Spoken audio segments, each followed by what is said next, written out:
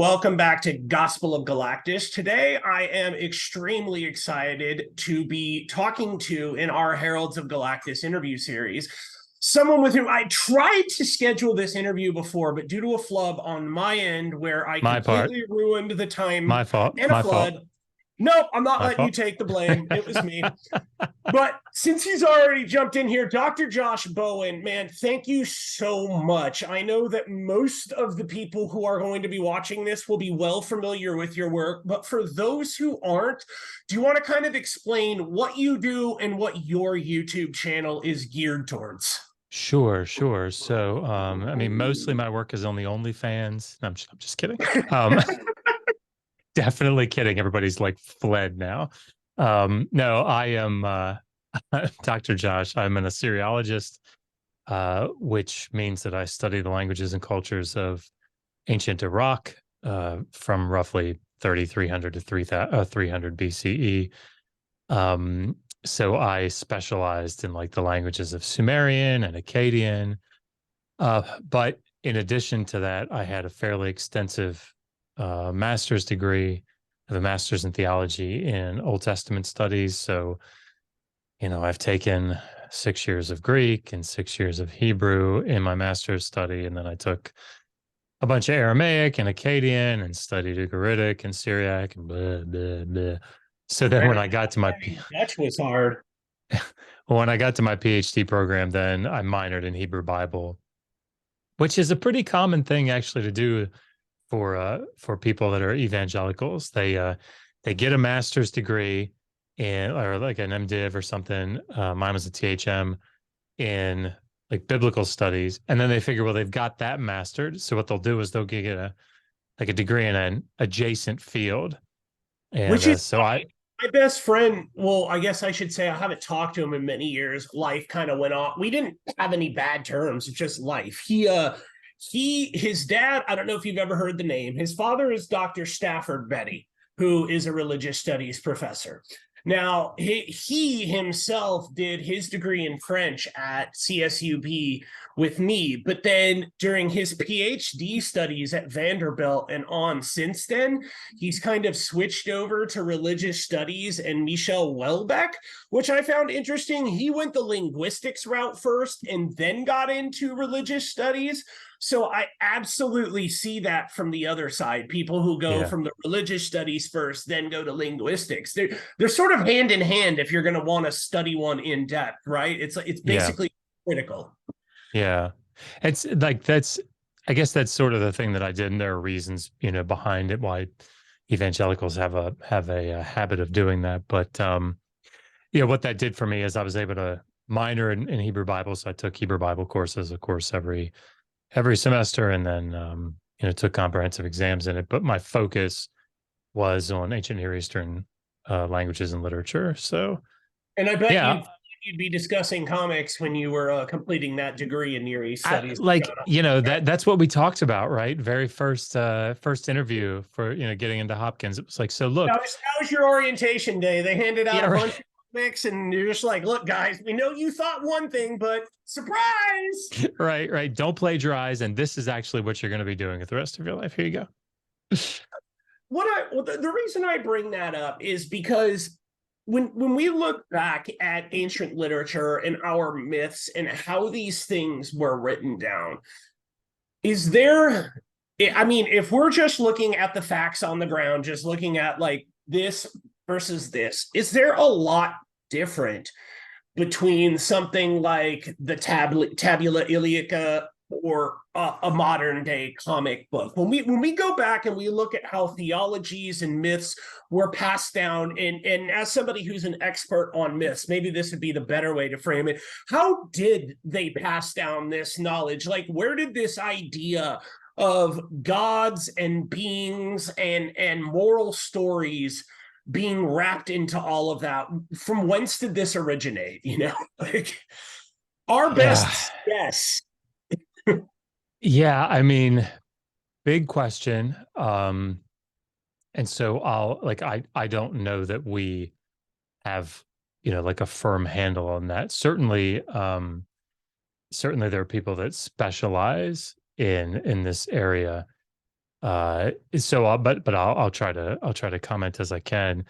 So, like, certainly we have evidence of religion before writing, right? So, we have sites like Çatalhöyük, for example, that seem pretty reasonable to assume that, or to conclude that this is some sort of a religious center. And of course, we have bull figurines or bull imagery, and we also have like pregnant women images, and those sorts of things. And so, um, once we get into the period where writing has been invented, somewhere around 3300. Certainly the first texts were like administrative and economic in function, but pretty quickly, early in the third millennium, you start to see some diversity in the genres. So we start to see, of course, more administrative and economic texts, but we start to see lists of varying kind, or of different kinds. But then we start to see pretty early on literature, right? What we would classify as literature, and much of it is mythological in nature. And so it's talking about things like the gods, and it's talking about human interactions with the gods, or the lives of the gods, and these sorts of things. What period is this for those? Once we start to get to written mythology, where are we talking now in terms of stuff that people may generally recognize in terms of history and dates? Yeah, I mean, I think we start seeing, there's a little bit of debate about some of the earlier texts, but I mean, certainly by the middle of the third millennium, we've got, we've got literature coming up, we've got mythological texts, and it starts to develop more during what's known as the Ur-3 period, which runs, like 2112 BCE down to right around 2000 BCE. So that last century of the third millennium. And then it sort of explodes in the first, 2.5 centuries of the second millennium. So by the time you get down to like 1750, or at the time of Hammurabi of Babylon, like you've had a pretty big explosion of Sumerian and Akkadian literature. And so much of this, not all of it, but so much of this is is mythological in nature. Again, it's talking about the divine realm. It's talking about what the gods were doing, and so I'll land with this, but we start to Torkel Jakobsen wrote a book where he tried to trace the development of the way that the gods were pictured, the way that the gods were conceived of through the millennia. So like early on, like fourth millennium into the third, you start to see, or what we see being perceived is this idea of like the gods in nature.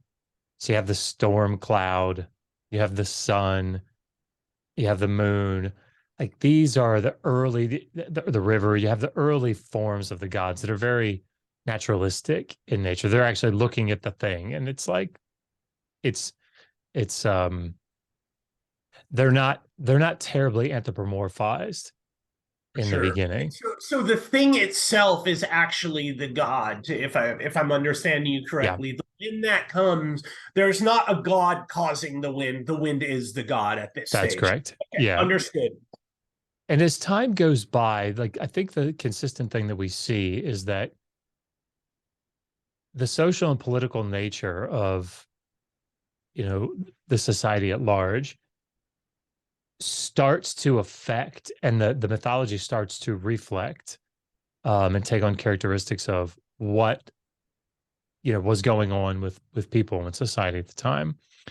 And so you start to get gods more anthropomorphized and seemingly functioning a lot like kings right? There's a lot of commonality between gods and kings, and you see from very early on, uh, each city has its own ruler, and each city has its own god, or at least there's like a primary deity that's associated with each city, sometimes too, but um, and so there's in the early dynastic period, for example, like the first half of the third millennium, we have a series of texts, royal inscriptions, that describe an ongoing conflict between two city states in Mesopotamia. They're very, they're right next to each other. The city of Umma and the city of Lagash, and they're in conflict over this like set of fields in between the two city states. For those who are wondering, the story is covered wonderfully and in detail in his book, which we'll get to later. But go on. I read this book, so I know where we're going, but I'm excited. I appreciate that. No, it's one of the cooler stories, I think, or parts of, I think, Mesopotamian history.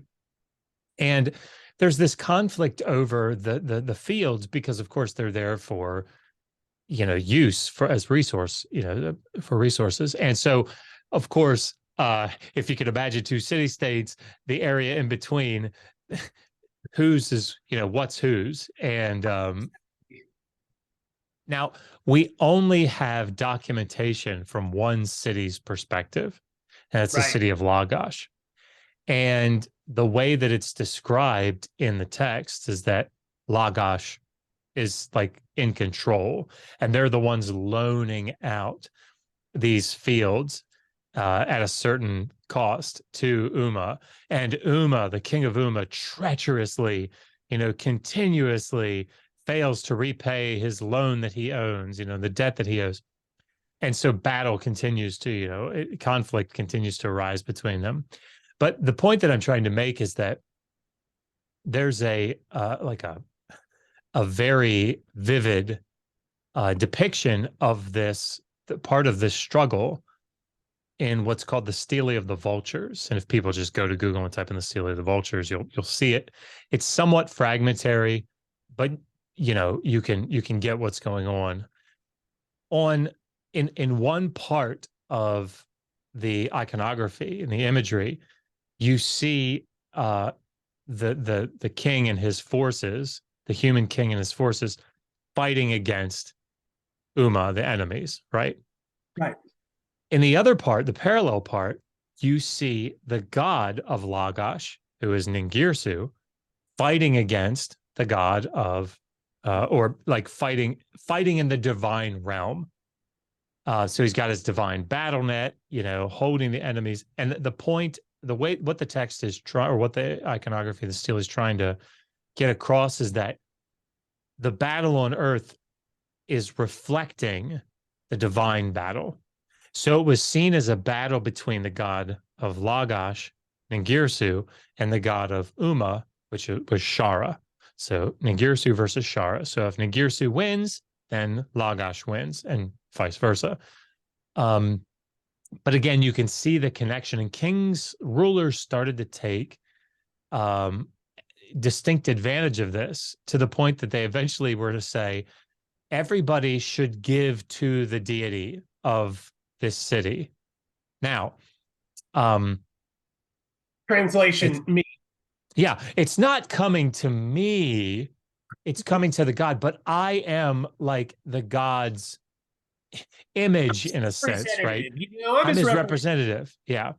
So I'll take care of it for him, or her. So you can see how that sort of thing works out. Well, then, and I'll land with this. Sorry, this has been very long. No, this is fascinating, because I think you're going somewhere important with this, at least for me. By the time you get into the first millennium, you've had a shift away from sort of like individual city-states that gain control over other city-states. And instead, what you have is like territorial deities. So in the first millennium, in Mesopotamia, you have like two major powers. You have Assyria in the north and Babylonia in the south, The Assyrian deity is Ashur. And while they do recognize other members of the pantheon, a lot of these get sort of syncretized, right? And in the like South, subsumed in some ways too, and they yeah, then, I mean, this is getting way too deep into the weeds, but these gods later on just sort of become part of the new religion, like the Asherah that you're talking about. It just goes on to become what, like a field of trees or something of that nature, completely yeah. what Asherah meant, and gives it this totally benign meaning. So that way, when you see this crop up in the text, it doesn't cause your mind to go to, this was one myth building upon another. It's just, oh yeah, okay, this is a thing of trees, whatever. Right. There's this sort of smoothing out of the We're buffing out the god. Right. And the same is true in southern Mesopotamia and Babylonia with the god Marduk. But under this, you start to have this conception of, because you have these like singular major deities, two major deities, they start to develop, it seems, this concept of a more personal God. And so you see in the mythology and in the other pieces of literature this concept of like someone's personal God or personal deity. And so anyway, personal to them, or is it personal to the society? I'm legit asking here. It's personal to them. Oh, okay. Yeah, and it's not, it's not necessarily that simple.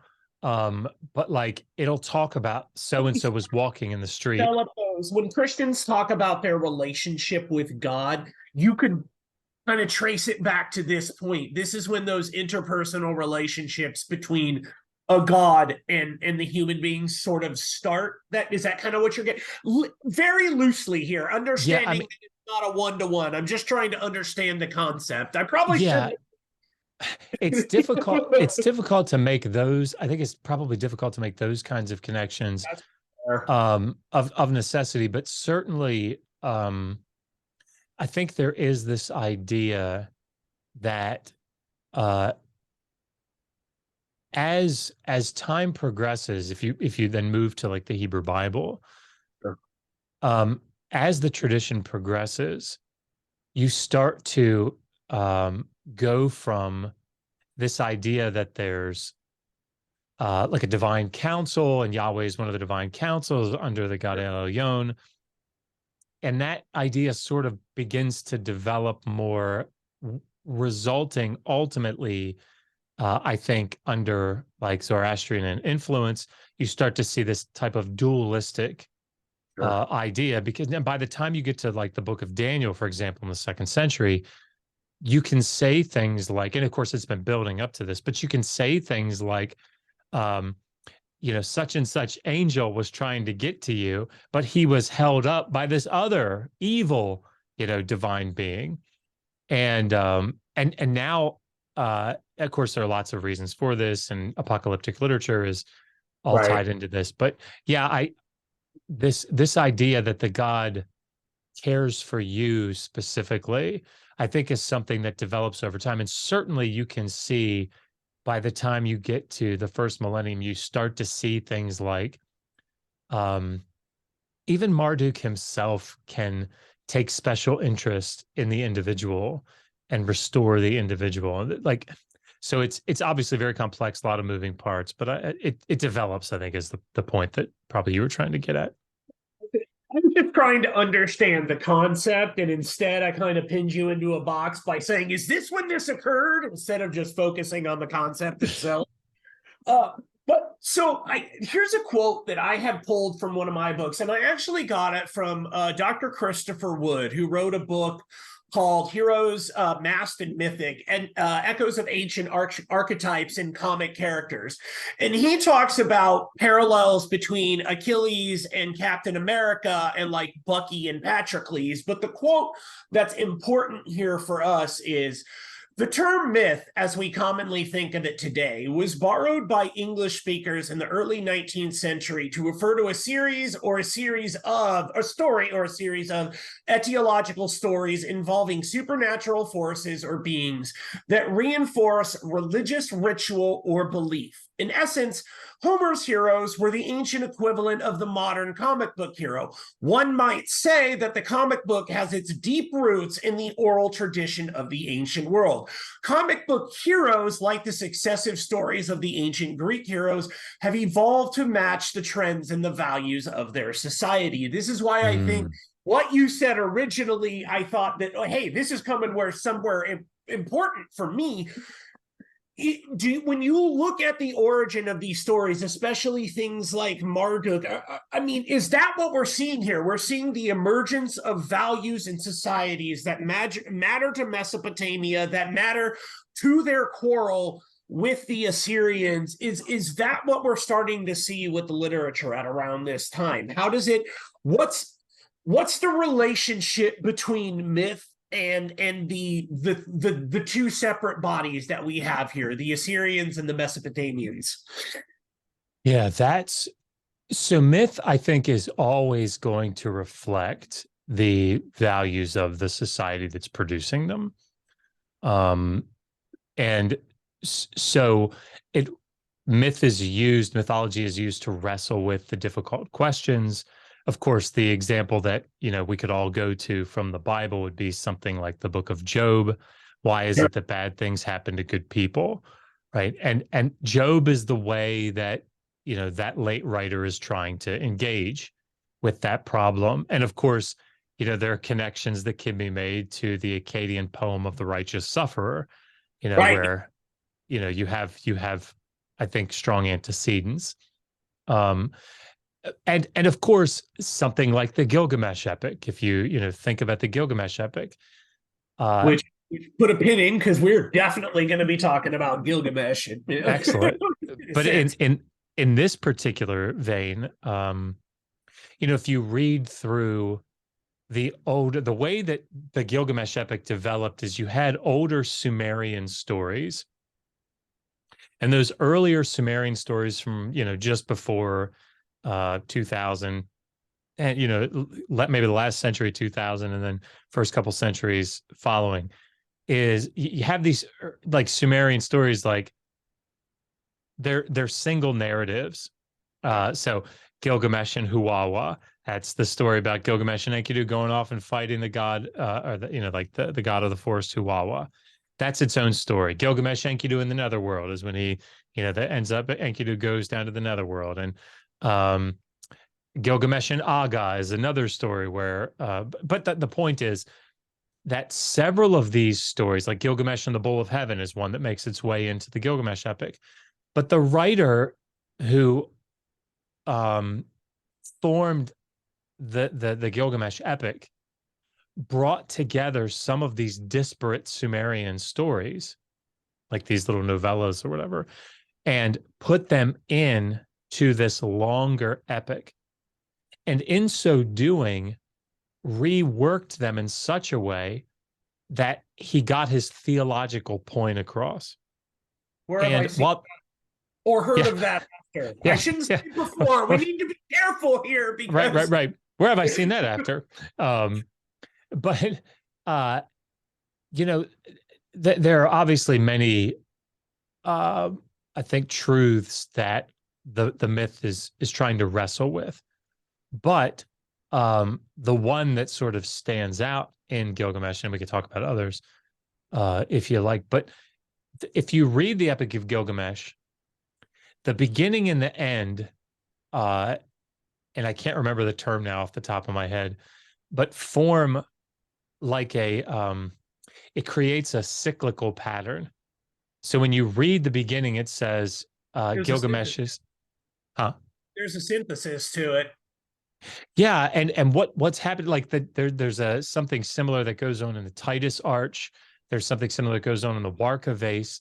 It's sort of like the equivalent of if you were to like take a picture of yourself in the mirror, like behind you in the mirror, and you can see in the picture the mirror and you could see yourself in the picture holding the mirror, and then you could see your phone, and then you could see the mirror. And if you could somehow get enough pixelation, and Human, like you just it go would go on forever. forever, right? Well, the same effect is the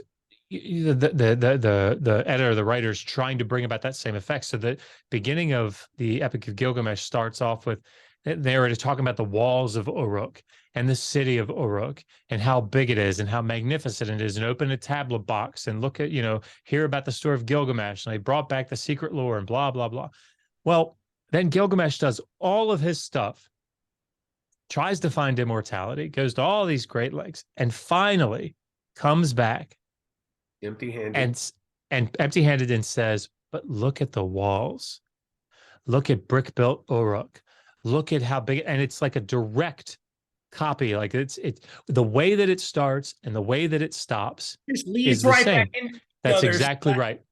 It's and a that's very, what they I know so I was about to say it's very common in such and such, but I have to remember we're talking about the origin of this. So no, it wasn't common then, but now, yeah, you love to see a lot of like comic or even very knowledgeable writers will start a book, and then as soon as you see this creative synthesis where everything ends right back where it started, right? It's funny. I wrote I wrote a Gilgamesh rap like 5 years ago, and it's on our channel. You can hear me rapping the Gilgamesh epic. But that in with your permission. Yeah, sure. I mean, it's like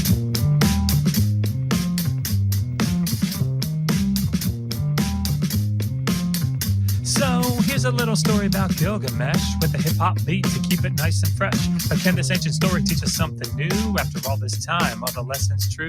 Let's take it back to where the story begins.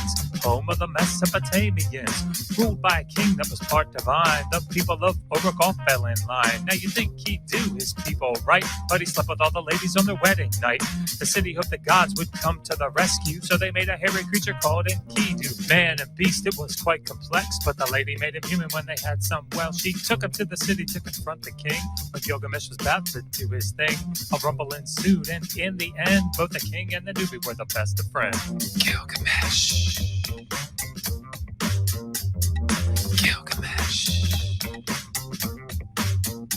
Now, what would you expect these guys to do? They wanted an adventure, if that's a clue. On to the teeth, they set out west to become more famous than all the rest. The creature whom Baba was in their sights, but Gilgamesh was dreaming when he slept at night. They both were scared, but as you might expect, the creature of the forest they'd gone and wrecked. Now, when they got back, who was waiting there? Ishtar, the goddess, all bright and fair.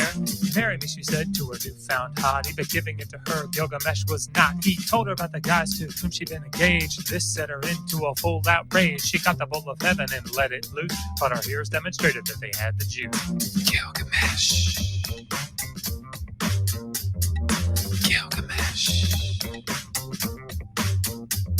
Well, it turned out their behavior was a tad askew. They ended up and killed Enkidu. The king realized that he was just a man, so to get eternal life, he devised a plan. To the ends of the earth, he made a trip through a tunnel to a bar. Then he found a ship.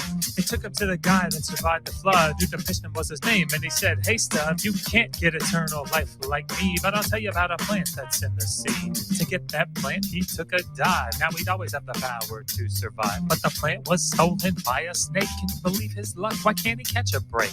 All his journeys made him realize that even though everybody lives and dies, when people in the future heard of his name, he lived forever in all his fame. So that's a little story about Gilgamesh with a hip-hop beat to keep it nice and fresh. like nobody should have high expectations of quality, but what I was trying to do was make something on like the middle school level, because I think the Epic of Gilgamesh is such an important story for people to have like a basic grasp of the main parts. But the way that I did it is that the rap opens, here's the little story about Gilgamesh with a hip hop beat to keep it nice and fresh. And at the very end, I say, so that's our little story about Gilgamesh with a hip hop beat to keep it nice and fresh, which is, if it's like my little Easter egg or whatever. Like if you know how Gilgamesh fits together, then it's like, oh, that's, I think it's cool. It's probably nerdy, but I think it's like, what was that dude who it was really popular? I feel like your wife would know this in like an instant. It's like the right. one dude, he's like, I don't even remember the words, but it's like my something. It's just like, it was really popular just a bit ago. It was like this older dude singing a rap, and it was just went popular amongst like everywhere. You know what I'm talking about, right? It's British. Yeah, he says, My wiggle wiggle. My money don't jiggle jiggle. It folds. Wiggle, wiggle. Yes, So if you're interested in laughing, I went on Paulogia's channel for like 100,000. Having him on the 5th. That's awesome. We're going to be talking about Star Wars. You should ask. He's the right person. You should ask him about this, because I went on, and Jimmy Snow was in it was like a 100,000 subscriber celebration or something, and Jimmy Snow was in the stream. And for people that don't know, I get asked to do like a Kent Hovind impersonation with some frequency. And so I was doing it, I had my Hawaiian shirt on, I had my Kent Hovind glasses. You're a SpongeBob. And Jimmy puts in the little back channel or whatever it's called, and says, could you just say the lyrics that I put in? And that's what it was. And so I was like, oh, my money don't jiggle jiggle. It folds. Okay. I want to see a wiggle wiggle faux show. It was pretty comical. I'm here to help.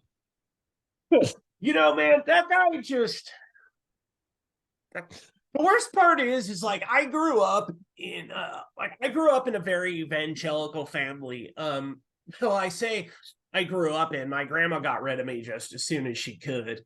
She dumped me off into Provo Canyon School, which I don't know if you've ever heard of. Like, it's Paris Hilton and I were locked up together. No joke. Wow. Myself, Cameron Douglas, Paris Hilton were just a couple of notable names in there. But I never thought I'd say this and be serious about it, but Paris has done a lot of really critical work on this. Essentially, it's a facility in Utah where parents can put their kids, and it's a 24-hour lockdown facility where the staff there would just do anything and everything they wanted to kids. And wow. I was in there for 3 years on 2 different stays. My first stay was 2.5 years, and my second stay was only 6 months, because the fortunate thing about there is they had some really dedicated teachers that were actually in their field, like, because so many kids were coming from so many different places, because it was a residential treatment facility,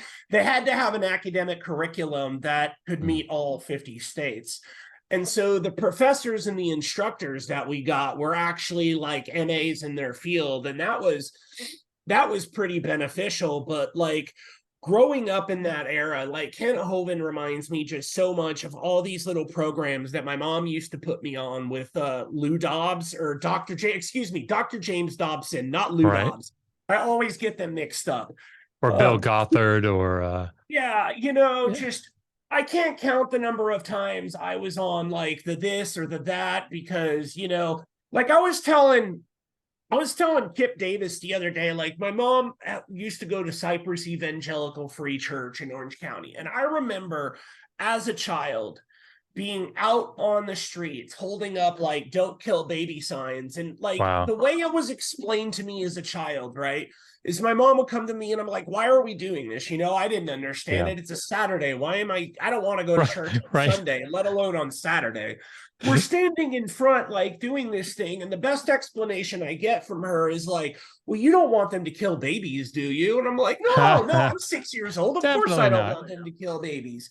And it's like, I look back on all of this stuff, and I hear people toss around the word indoctrination now, and I think, do you know what that word means? Like, I'll give you an example of what it means. Concept of what the word Did you ever stop and think about how many different types of friends there are in the world? Does this remind you of anything?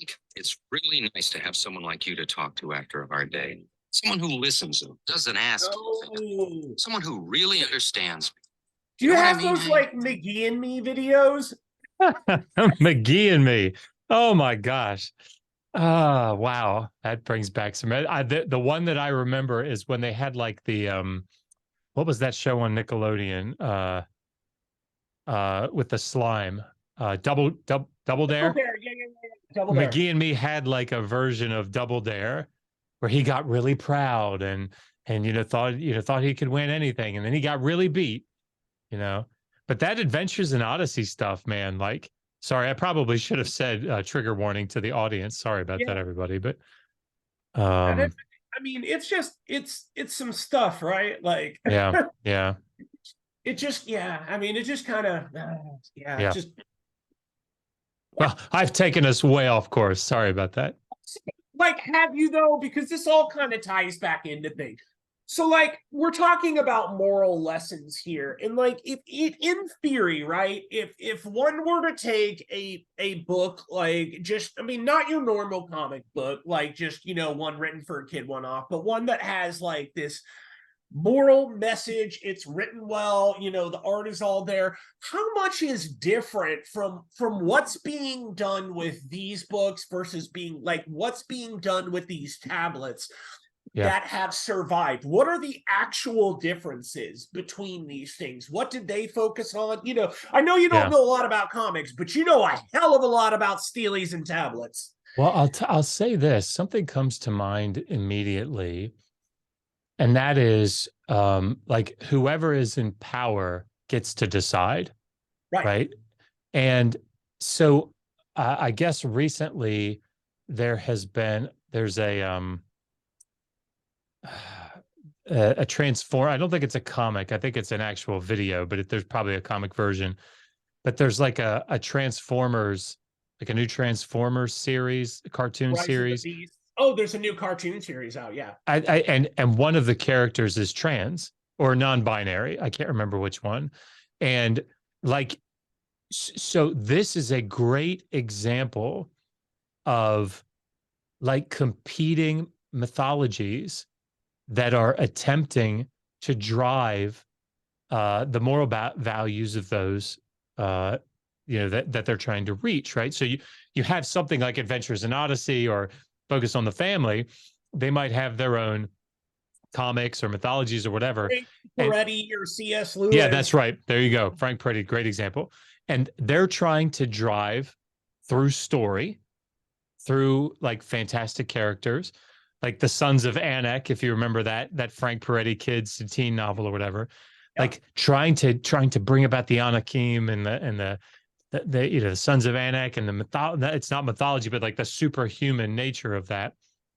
And bringing kids in there and having them learn this story about what are the right morals. Whereas over here in Transformers, this new version, like we're trying to say, hey, like this is okay, right? We need to normalize this. And you can see that whoever's going to be in power here is going to win the day. Whoever's going to control the press, I guess, for a simpler way to say that, is going to win out. And so this is the sort of thing that takes place in ancient Mesopotamia. So a great example of this, I think, is early scribal curriculum.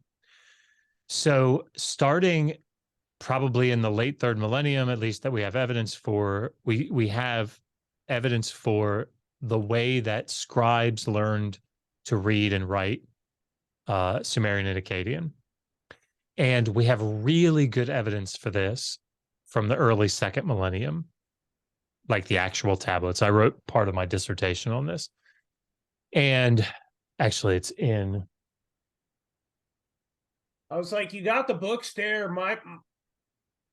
Mine's sitting on the shelf in the living room. That is the popular is the word I'm searching for, a version of my dissertation that I published. But it's basically talking about the first half is talking about the scribal curriculum during the early 2nd millennium. And the reason that it's important to this discussion is kids are learning to become scribes, and they're being trained in becoming essentially like these mid-level bureaucrats in the state in the late 3rd millennium. And the reason that's important here is because it looks like we know the way that they learned to read and to write was to copy out texts. They memorized and copied out texts. So that was the way they learned learned to read and write back then was just by copying. You learned to copy and ask questions along the way. I've always kind of wondered how that went. I go through it in some detail in the book, but essentially it's like they start off with, tablets that are, maybe the size of the palm of your hand or something. And you're taking a stylus, a clay tablet with a stylus, and they used it to make wedges, and they're just practicing different wedge shapes, right? Making a horizontal, making a vertical, making a diagonal, and then just practicing make these symbols right out. Like, Yeah. I mean, I can't even write in English. Like, I imagine doing this on tablets in a, Yeah. I mean, for them, it's their language, so it wouldn't be a problem. Right. But it still looks incredibly time consuming, and you have to be very skilled at it. Yeah. And that's what they did, right? They'd practice writing out these simple sign lists, and then they started learning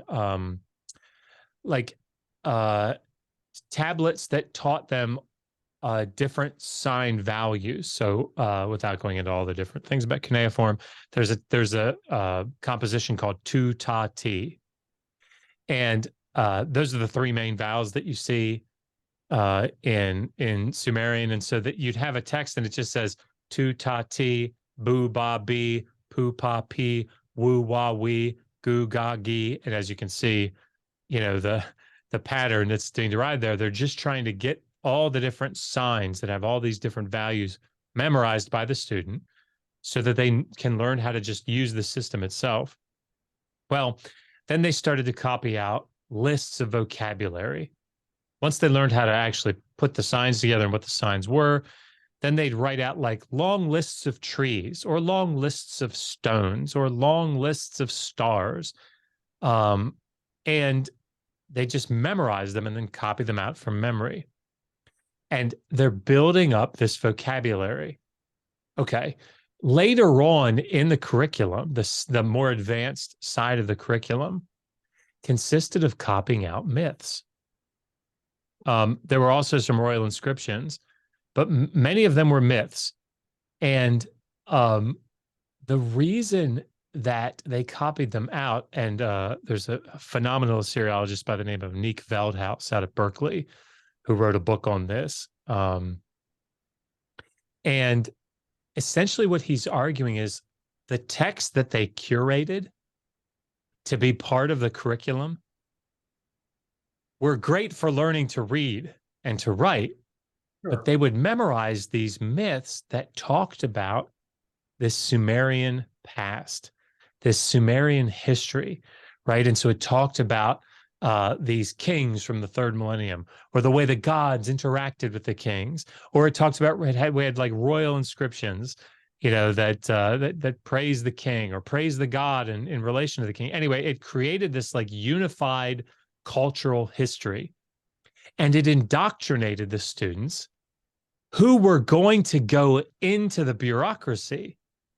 And what that did, to sort of tie it all together, is you had the king, like Shulgi, for example, king during the Over 3 period. He creates this huge bureaucracy.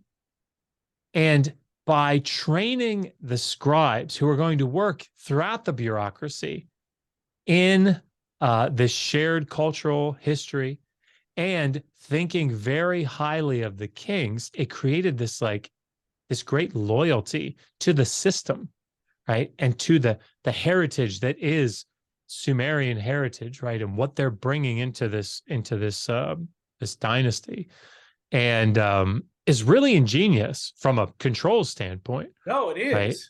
Right? But that's sort of what mythology can do, is controlled, placed in the right hands, or in certain hands, right? Those that are in power can control the ideas and control the morality. And I'll tie it back real quick to the biblical text. I think a really good example of this sort of thing is something that we see in like Deuteronomy 32. So we know that early Israelite history was polytheistic, right?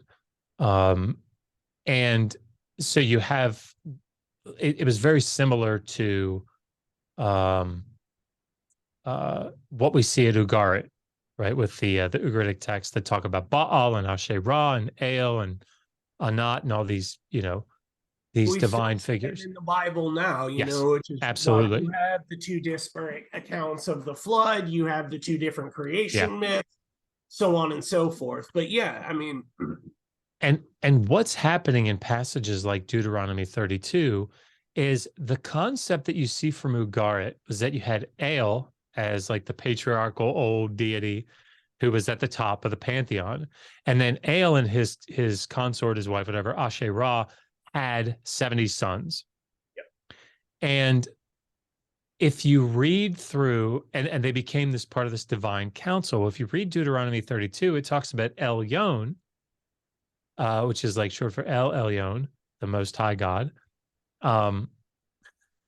He has these children, of whom Yahweh is one, and each of these children is given an inheritance of land and the people that are associated with it. And Yahweh gets Jacob, right? Gets Israel.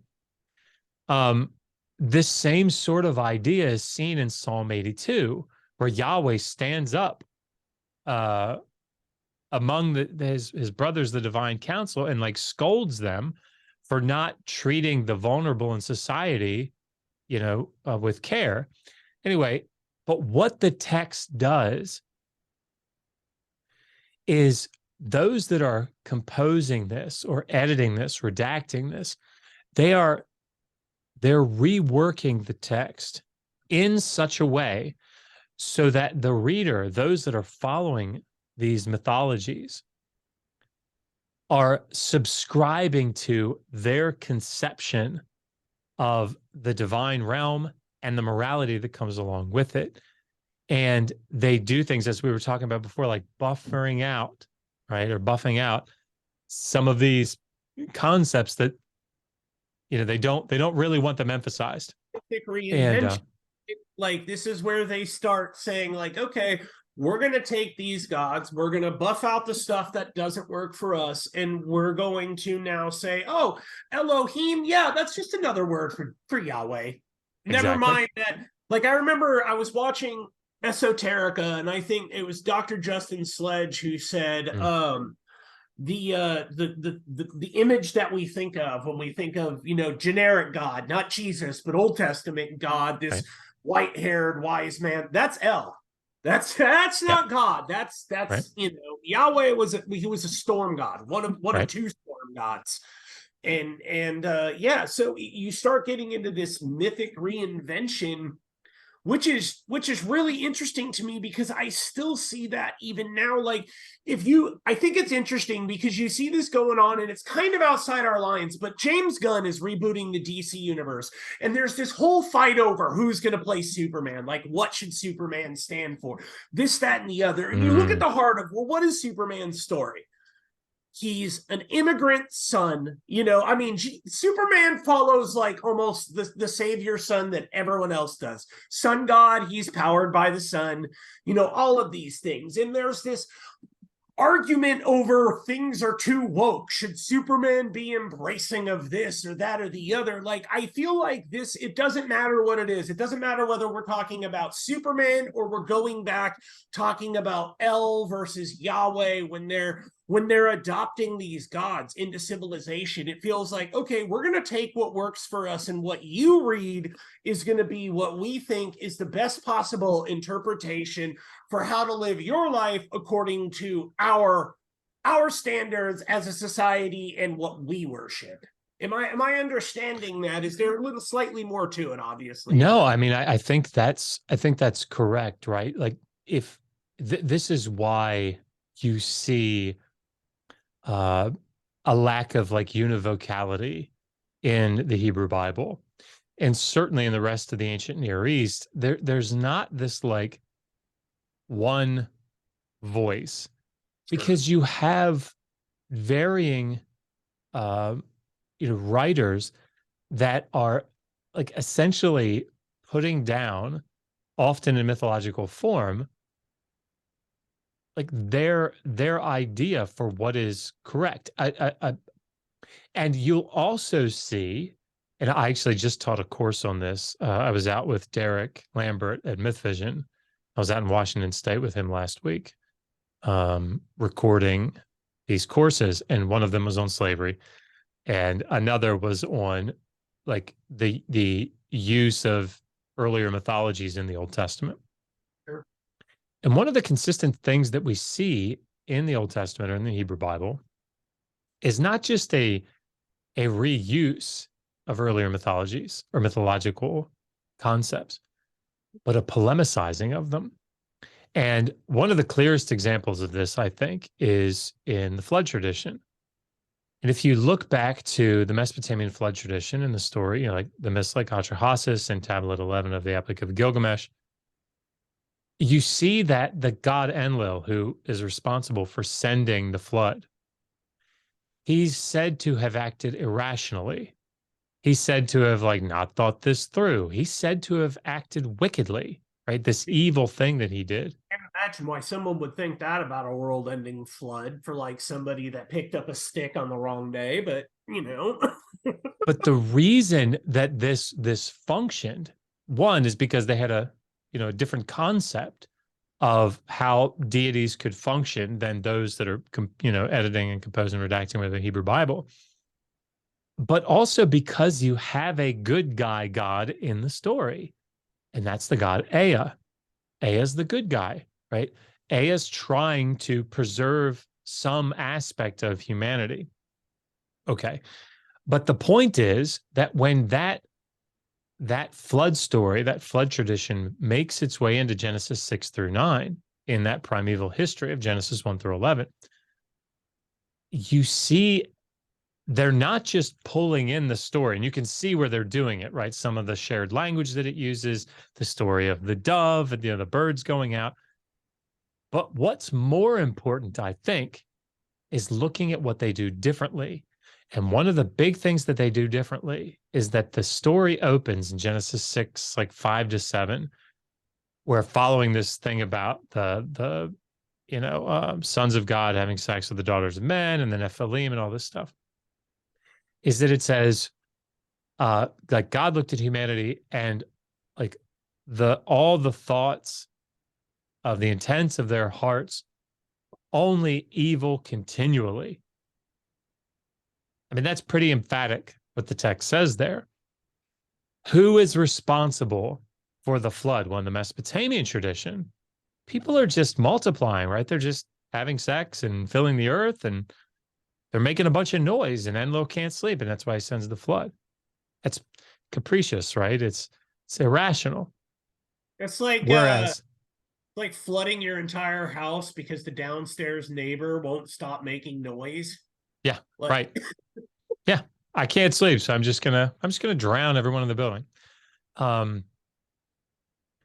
Conversely, they bring the tradition over so that the reader or the audience knows, boy, they're pulling from this Mesopotamian tradition.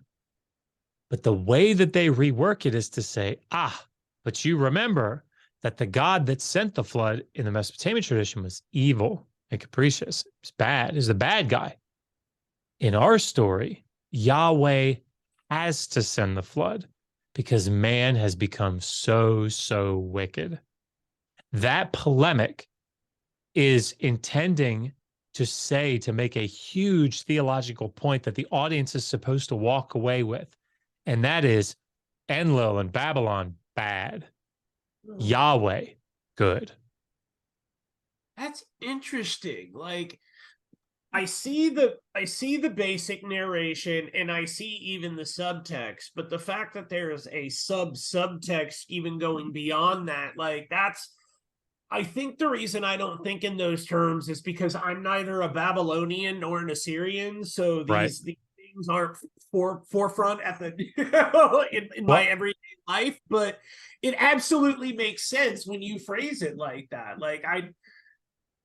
It makes more sense even in the context of religion, right? Because you can do this with an entire society. I mean, you get Nineveh, the whole thing with Nineveh. Yep. It's just so okay. What's the philosophical, socio-cultural, and theological importance of all of these to these societies. We've kind of covered on how they do it, but when we're talking the importance of their daily lives, about going, like, where does this rank on their scale in terms of like taking care of your children, doing your job, and honoring these myths? We today, as modern people, people are like, church on Sundays. You have your especially religious that go on Wednesdays too. Right. And then you have, the ones that are super devout and they're there like, all the time. What's the differences between how we see religion and myth and how they saw it back then? Like, what would be their typical day in relation to these myths? Yeah. So that's also, I say this about all these questions, right? That's a complicated question. It depends. It depends on the period. Start so, like at the basic. Yeah, I mean, I would say generally speaking, society was at large mostly illiterate, right? So you had very elite people could read and could write, and so it wasn't so much, I don't think, that these narratives were intended to be read, right, Sure, by the population. And that being said, there's obviously a clear like oral component, as we see it in Mesopotamian society. But I think so much of this indoctrination outside of these elite circles, like outside of the scribal circles, I really think comes in the performative parts of society. So let's talk about like, there's a city called Zingerli, this Hittite city of Zingerli. And like it's probably been like 8 years now, 9 years since I've looked into this, but they had a type of procession, and I can't remember the frequency that the procession took place, but the people would all come into the city. And there was this iconography, this monumental architecture. It had writing on it, but it had all this in stone, and it was this big iconography.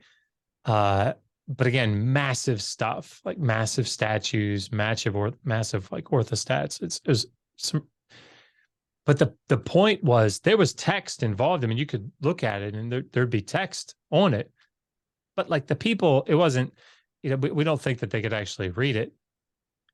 But as they walked through it, it was sort of like, if you're familiar at all with the throne room or the palace of Ashurnasirpal II, who was a new Assyrian king. He's very famous for having this palace that was live. If you go to like the British Museum, for example, you'll see these, like, I think they're made of basalt, orthostats that have writing and all these scenes on them. And you can like Google British Museum and you'll see these things. But the palace was lined with them. And there was a particular path that someone who came to visit the palace, maybe like an ambassador or a messenger or something, or someone from the city, whoever would come into the palace,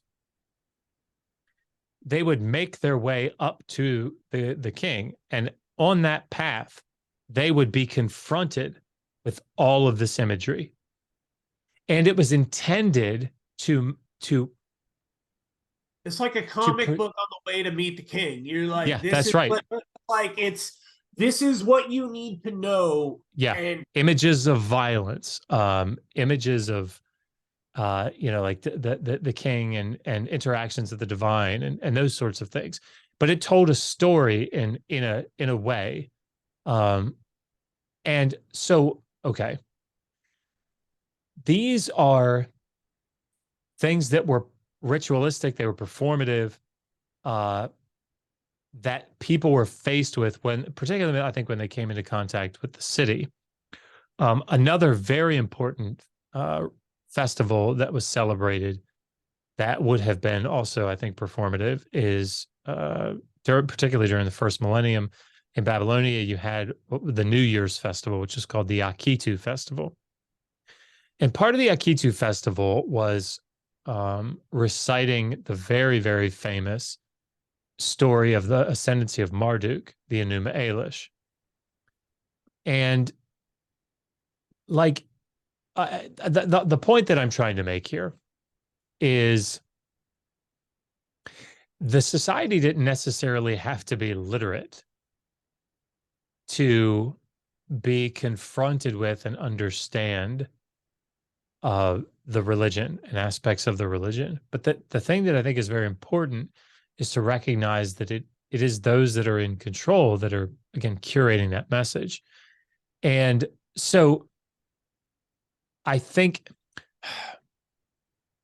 there are Assyriologists that would be on certain ends of the spectrum, right? Somebody like A. Leo Oppenheim wrote in his book in the 70s a chapter, Why the Mesopotamian Religion Should Not Be Written, because it's very difficult to get at specifics of like what people actually believed. Right? Like if you convert these things to another medium, it's sort of like taking Pink Floyd's The Wall and trying to write what it is. Is that what he's kind of getting at? Is that that's these things are so different? Yeah, I think that's a part of it. You know, the distance, obviously, culturally and chronologically, but also the fact that it's hard to know with specificity what people believed. Because they weren't the journal about it. Yeah, and so that like the scope of textual data that we have, while it is in some ways quite extensive, it's all the amount of class. Yeah, it's being written by, not always, but often, most often. But at any rate, like I think that on the other end of the spectrum are people that would say, no, I mean, we can really get it. So somebody like Jean Bottero, the Assyriologist, like, you know, writes a lot on religion in Mesopotamia. But I think the point is this. Like people, I think it's reasonable to conclude that people believed in the descriptions that we see for the most part about the pantheon, right? And so in their day-to-day lives, they would obviously attribute things like sickness or misfortune to the gods, right? So this is why there are long series of omena, for example, that talk about like, if red ants are seen in the foundation of a new building, then the building will collapse. Or if black ants are seen in the foundation of a building, then that foundation will be strong, right? There are all kinds of omens, snake omens, and terrestrial omens, celestial omens, all these types of omens. These are the way the gods are communicating with us. Of course, they have to be interpreted through a particular like diviner, but like they believe that the deities were doing these things, were bringing these things about. And so I would say this idea of like a big separation between, I would say that this should be classified as intrinsic religiosity, right? Like there wasn't like the religious part of my day or the religious part, like the world was the world at large was embraced this, and if you lived in the world, then you lived in the religion. That's right. I thought that, I was watching Derek's channel the other day, and he had Harrison Cawthor on, and I thought Harrison said something pretty interesting at one point. He had said that we seem to notice that with gods, it went from, first being, like you said, the wind, the air, something like that. And then all of a sudden it became the heavens. And now that we've established what that is, now people are saying, oh God, he just exists in another time, space, and dimension entirely.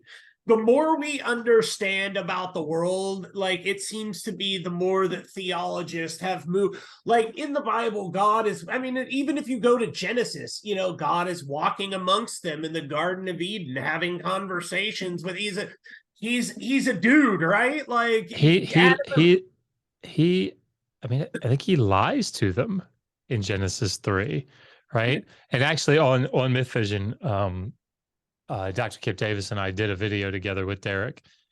And the title of it is, I think, like Yahweh Lies, something to that Yes, effect. something to that And, effect. Yeah, I watched. you know, like he's very anthropomorphized, right? He seems very human, right? I mean, outside of the lying thing, right? He creates, and he says it's not good that man should be alone. Let me create all these animals, and he brings them before the animal, or the animals before him, and nobody there. Yeah. Well, all right. Hey, maybe I'll make a woman, right, from his rib, and so the point is that, like, God doesn't know things. Yeah, Now, of course, later theologians, systematic theology will say there's this condescension. This is, God using language you can understand. Fine. I mean, you can get your way out of anything with theology, but I mean, you can argue your way out of anything. But if you read the text, it sort of seems like he's figuring it out as he goes, and that's because that's what humans are doing. They're figuring out. That's how it works. And so, like, the fact that Yahweh lies and the serpent is the one that tells the truth should not be surprising to us. Because again, it's I think pretty convincingly, there's very good evidence that it's a polemic against like utilizing earlier Mesopotamian mythology, particularly in the Garden of Eden story. I think there's a lot of interplay with something like the Adapa figure. So yeah, I mean, anyway, but the whole snake thing is borrowed from other mythologies too. Like this idea of Lucifer, who wasn't even really mentioned, he's just, wasn't he just like that? He's sort of like Ronan the Accuser, as I like to call it in the comic books. His job is just to like test people, is to put them through. He's not this inherently evil figure looking to steal.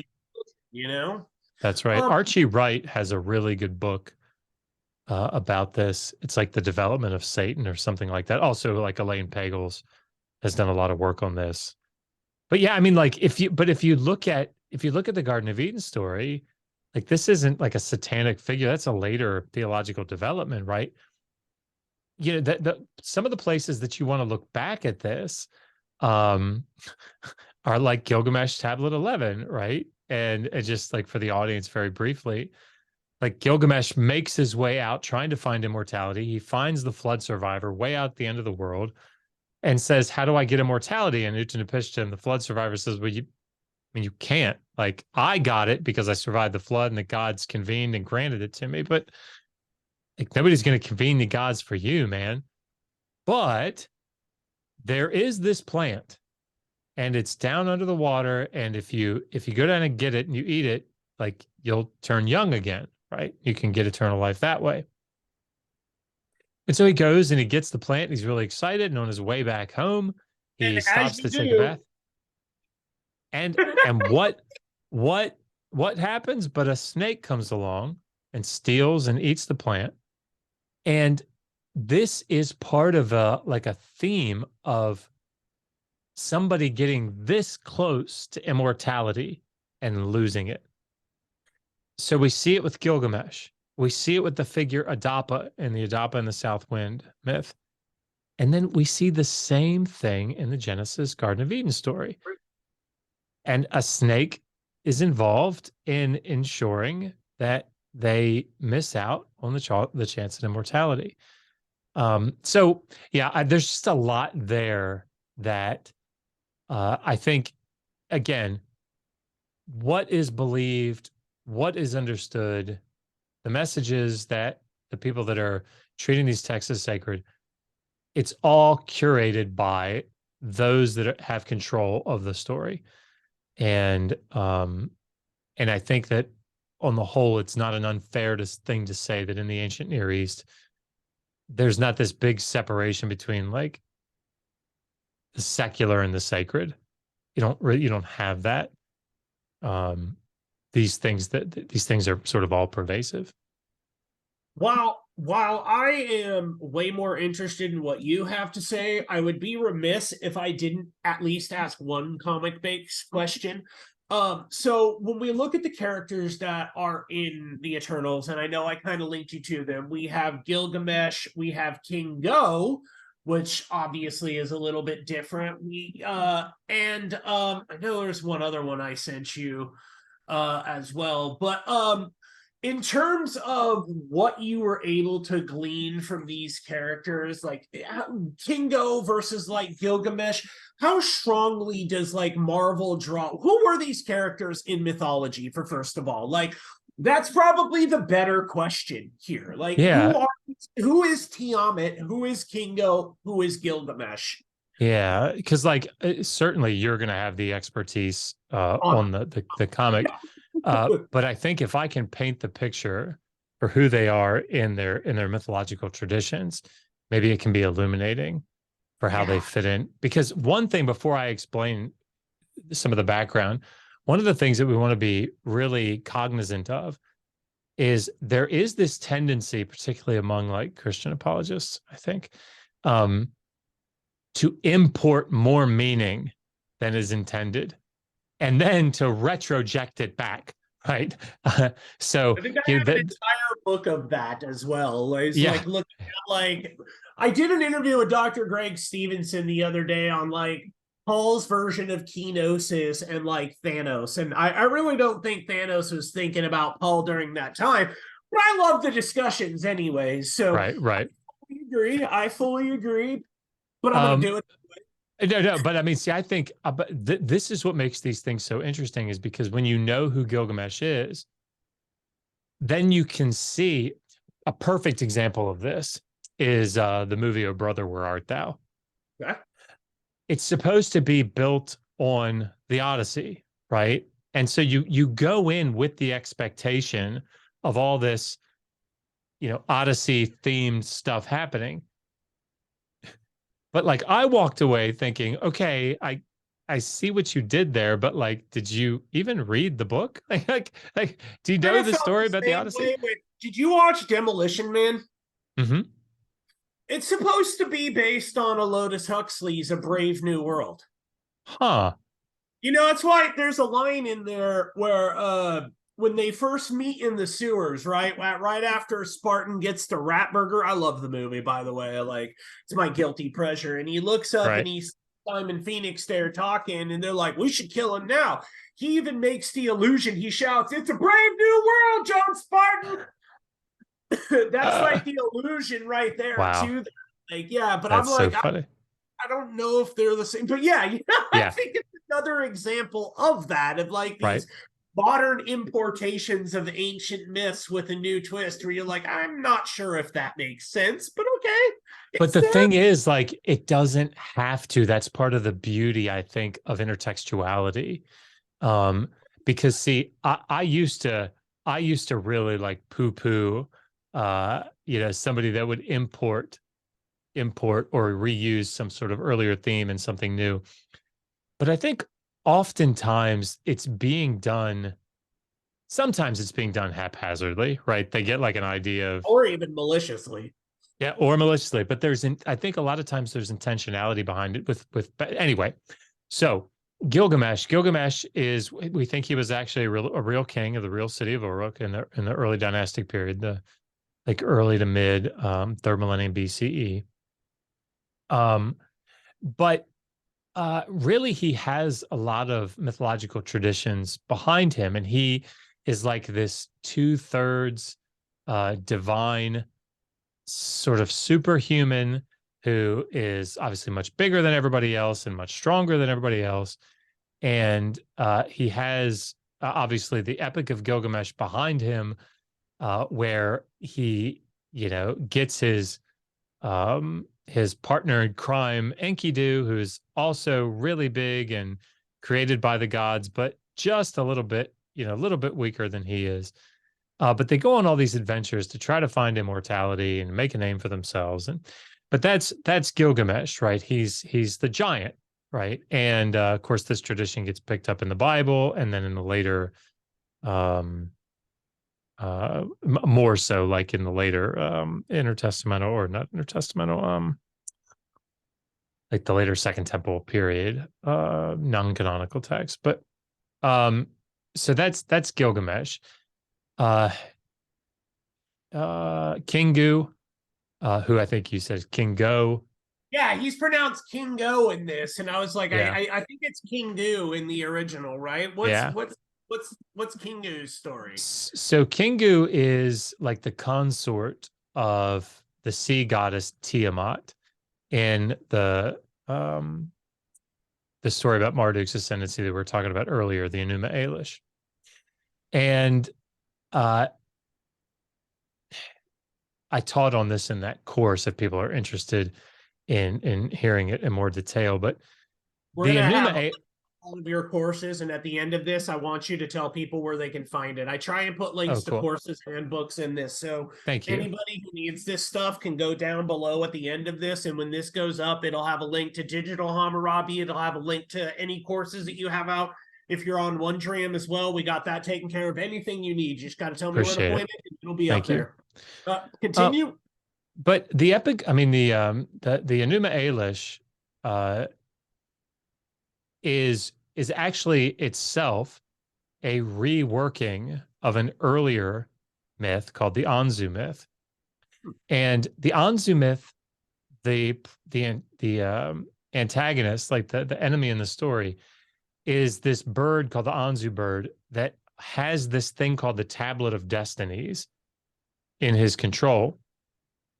And essentially the Tablet of Destinies gives him this great power over nature. It's a little like Thanos, right? In the stones. He can control reality. Well, because this enemy, the Anzu bird, has the Tablet of Destinies, the protagonist, Ninurta, as the mighty warrior god, as strong as he is, he still can't defeat him head on with his might, because this Anzu bird has the Tablet of Destinies, and so he controls reality. Well, in the Enuma Elish, Tiamut is like the main antagonist. She's the really powerful sea goddess.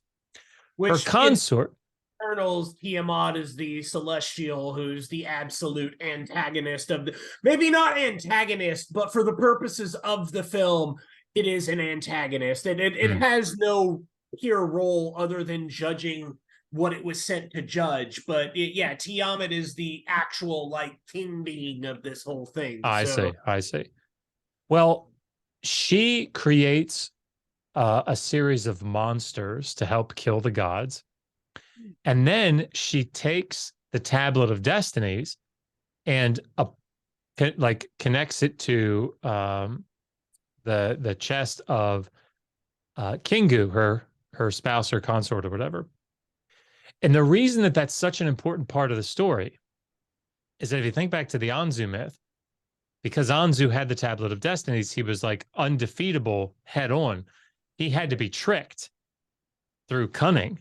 Wasn't that the arrow thing where they... Yes, that's right. Well, in the Enuma Elish, which is pulling from the Anzu myth very intentionally, Kingu is like a low-level enemy of Marduk. In fact, Marduk simply approaches Kingu for battle. And even holding the Tablet of Destinies, he just like passes out, right? He's rendered totally ineffective just by Marduk approaching. So it shows how powerful Marduk is in comparison. That's the point. He didn't even need to fight the person with the Tablet of Destinies. That's how strong he is, right? So then he ultimately has his major battle with Tiamut. And of course, really without a lot of difficulty, he defeats Tiamut as well. But that's sort of the interplay with Kingu, with Tiamut, and of course with Gilgamesh before. So very interesting, that perfectly answers this. Just to give you an idea of who they were in the film. So Kingo is sort of the consort of Mockery, who is played by Lauren Ridloff, her thing is speed, which it's supposed to be a playoff of Mercury. Mercury. Okay.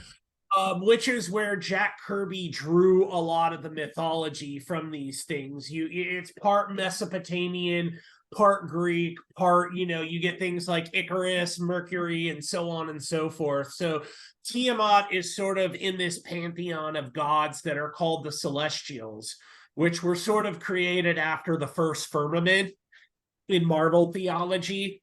And then they have these Eternals, which are their beings that they use to sort of go out, check things, and they're sent there to keep the deviants, which are these evil beings that can harm the gods. The Eternals are there to take out the deviants. And Kingo is the fierce warrior of the group. Gilgamesh is the largest of the group, and then like Tiamut is just sort of like the Avenger. He's actually going to feature you might hear the name a lot more as Captain America 4 comes out, because Mount Tiamut is going to play a huge role in it, because at the end of this, Tiamut kind of gets frozen in place on Earth, and now we'll have Tiamut here on Earth going forward. But beyond the comic stuff, wrapping up today, we talked a lot about actual characters beyond the comics. How many of these mythological, ancient Sumerian, ancient Babylonian characters do we still see alive today? And we've kind of alluded to it in actual mythology, whether it be Abrahamic religion, something like the Vedas. How much of this stuff is still alive, and are there religions where you can even argue it's prominent? So I probably wouldn't be able to comment much outside of like the Hebrew Bible, but I think there are sufficient enough parallels there. So certainly, certainly everybody recognizes the name Baal, right, or Baal. It's a deity that figures prominently as the bad guy, right? Of course, you see Philistine deities like Dagon or Dagon. Of course, you see Asherah. But even from a Mesopotamian standpoint, in the book of Ezekiel, Ezekiel is supposed to like burrow his way through the wall.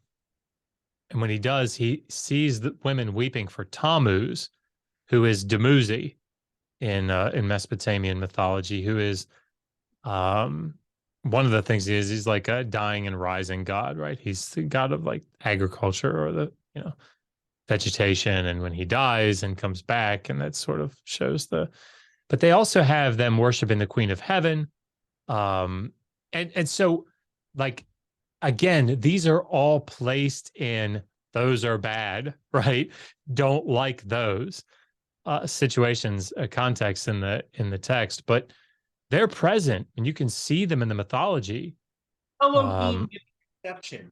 But how did stuff like that almost become the exception, where we see, obviously this is way more pronounced if you're Jewish, or you happen to really love the Old Testament, but even if you say the name Elohim to a fairly knowledgeable Christian, they will say, yeah, that's God, but we know that it's not. How did one become we talked about subsumation and gods being absorbed, which also ironically happens in a literal sense, or maybe a figurative sense within these myths. They do actually absorb the others, but how did they become equal? It just seems. I think a lot of this just has to do with the shaping of these narratives. And again, something like the formation of the Pentateuch is obviously a very, very complex thing. For sure. Not enough time today or even now to get into that. Yeah. But I think that there is this intentionality as time moves forward.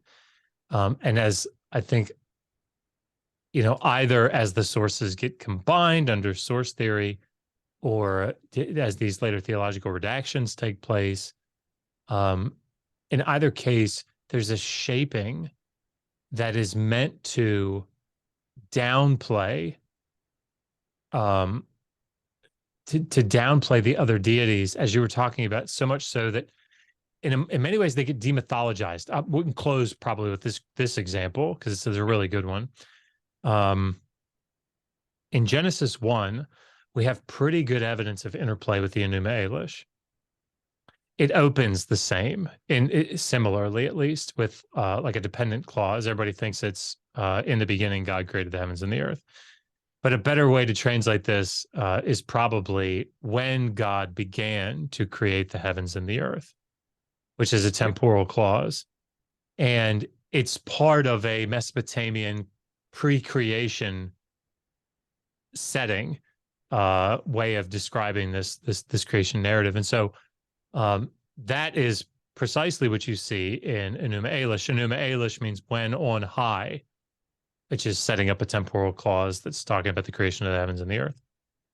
But you see the word, so Bereshit bara Elohim et hashamayim ve'et haaretz v'haaretz hayet tohu v'choshech al panei tehom. The darkness was upon the face of tehom, the deep, as we always translate that. And tehom, if you can hear it, Tiamut, tehom, they come from the same Semitic cognate tamtu, or Proto-Semitic Tiamut, which is sea. And what's happening here, I think, and there's other evidence to suggest this, but there's either a direct play off of the name Tiamut, or there's a play off of tamtu, for sea. But the reason that it's happening is you have this in places like Psalm 104. You have this whole chaos comp, the battle with the sea, for creative purposes theme. But, or in like Isaiah 27:1 with the Leviathan and the twisting serpent and the fleeing serpent. But in Genesis 1, the elements are there. Sea is there, like in the depths. It's there, but it's completely demythologized. It isn't this anthropomorphic enemy that has to be fought. Instead, the transcendent deity who is, over everything, he can just speak shit into existence. It's this thing that's already under his control, completely under his control, and he just has to speak to it. He has to speak about it, right? And things happen with it. So, again, demythologizing things takes place as well, bringing these things that people would have understood to be divine beings into this like non-mythological status. It's sort of just like, whatever, it's just a sea, like it went exactly from weird and venerated to something that you sit and drink a beer by. That's right. Well, what I want to do is wrap up at this point, but I kind of alluded to this earlier because you have so much going on in life. I would like for you to use this opportunity to tell people where they can learn more about this evidence, either that you have written yourself, videos that you've thrown up. The floor is yours, my friend. Well, I appreciate that. Yeah, I've got 5 books out now. There are 2 more that are in the final stages of being published. The next one that will come out, I think, just depending on Megan's schedule, because she does all our publishing, is Did the Old Testament Endorse Slavery, not volume 2, second edition. It went from right around 200 pages to 700 pages. It's there's quite a bit more to it now. Imagine by necessity. But that's going to be, I think, really useful for people. But any of the books that we have out, like the Atheist Handbook to the Old Testament, volumes 1 and 2, or the one that I was showing here, Learning to Pray to Dead Language, I can vouch for the Atheist Handbook. It's written in a way, like there can be points that are heavy, but I think what you did was a great job of saying, hey, this next section is going to be kind of heavy. Anytime there's a heavy section, I think there's the academic Josh, and then there's the Josh that recognizes, I don't want to read this shit. And you're like really good about letting the writer know, like, if you want to take a break or skip, now's probably the time to do it. Right. But those books are absolutely, they're absolutely designed with at least 2 different readers in mind. One is I kind of want to get an idea of what's going on. The other is I have arguments about these topics all the time with people that, are apologists or whatever. And I need to know all the nitty gritty details of slavery or of Ezekiel 26 prophecy, or did Moses write the Pentateuch, or any of this stuff, in order to defeat their arguments. So yeah, if you're in the latter group, yeah, you're gonna have to go through that stuff. If you're not, like, read the summary of the chapter and it'll sort of lay it out in broad strokes. But any of those books, if you just go to Amazon and type in Joshua Bowen, they'll all pop up. But I am really excited about these courses. They're on MVP courses, so Mythvision Podcast Courses. It's MVP-courses, I think, .com. But I taught, of course, Kip Davis has like a big 18-hour one he probably talked about on Israelite religion, which is really great. I did one on Did the Old Testament Endure Slavery? So I go through a lot of what's in the book in more truncated form to make it palatable. But and then I did one on like how the Old Testament uses earlier myths. So we go through a lot of the stuff we talked about in much more detail here. But yeah, those two are in the process of being edited at the moment. Derek thinks he'll have the myth one up soon. But yeah, I just those are great ways to help out. Of course, to help out Mythvision, if you get the course, he prices them pretty reasonably. We get a. It was only like $50, $49 if you got the special on it. Yeah. For 18 hours of solid PhD lectures. And if you're into this stuff, like, that's an obscenely cheap value. Like, having worked in academia, which, by the way, I had to have my partner bring in. You had yours, so I had to have mine brought in. Mine nearly as wide as yours, but there we go. Written by John. There you go. Nice. But no, yeah, and Digital Hammurabi, tell me a little bit about that. And also, I want to give you a chance to pump your wife, because I know Megan is the host for Dr. Bart Ehrman. But yeah, go ahead. Yeah. So Megan is absolutely the brains behind like, she's a lot smarter than I am just in general, but she's definitely the one that runs Digital Hammurabi. And but she does scholarly interviews all the time. Of course, we have a bunch of anti-apologetic stuff up there if you're interested in that sort of thing. But she's really big on doing ancient Near Eastern stuff. So she's read out the entirety of the Epic of Gilgamesh in that sultry voice that she has, that British accent. But so lots of stuff up on the channel like that. But she also does a scholarship for PhD students every year, a summer scholarship. A student can win $2,000 just to go toward funding whatever they need during the summer months. She also started a Black Scholars Matter scholarship fund.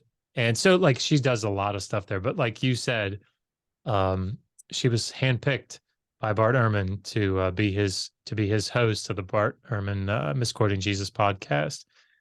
And yeah, she's phenomenal at it. So everybody should go check that out. You're an amazing team, man. You guys really are. I mean, I've been gracious with the time, or I'm extremely gracious for the time that you've given me. And just, I love watching the Misquoting Jesus. Like, she just has this, she's always happy and always happy to learn. And I think what's amazing about her is that, like, she'll have a question that it doesn't even seem like that's a question you'd come up with, but it's absolutely on point and it's completely original. It's like called the Megan special. Like, I'm like, man, I wish I thought of that. Like, I say that so often.